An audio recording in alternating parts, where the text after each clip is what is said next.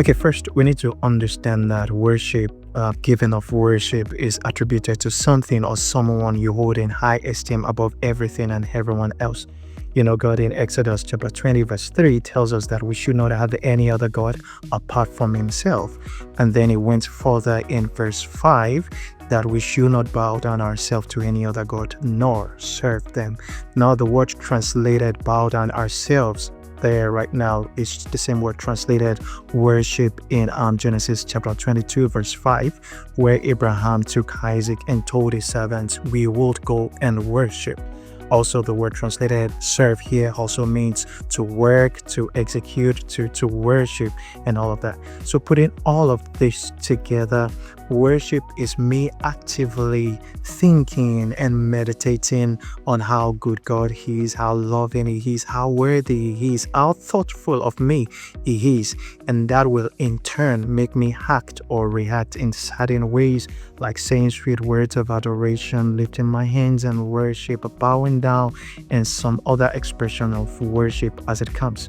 But obviously, based on the way the word serve is used here, this is not all there is to worship. Worship, apart from me lifting up my hands, singing and all of that, worship also means to serve the will of him who I claim to worship.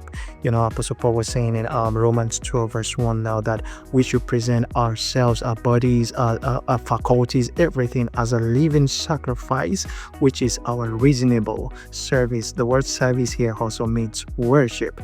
So if all I just do is just to sing, say sweet words of adoration and bow down and all of that, if that is all I do with worship moment, then my worship is incomplete.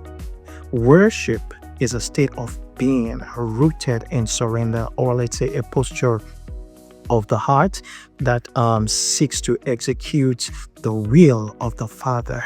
And it is the will of the Father that we come to him with gladness and singing. That is Psalms 100 verse 2 right now, and it doesn't stop there. It is also the will of the Father that we serve his will and we execute his mandate for our life, like we would see in the life of Jesus, like he said in John chapter 6 verse 38, that behold, I come down from heaven not to do my own will, but to do the will of him who sent me.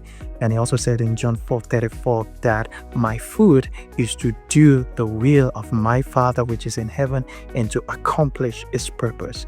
That is worship. Jesus came to show us that, to serve with everything.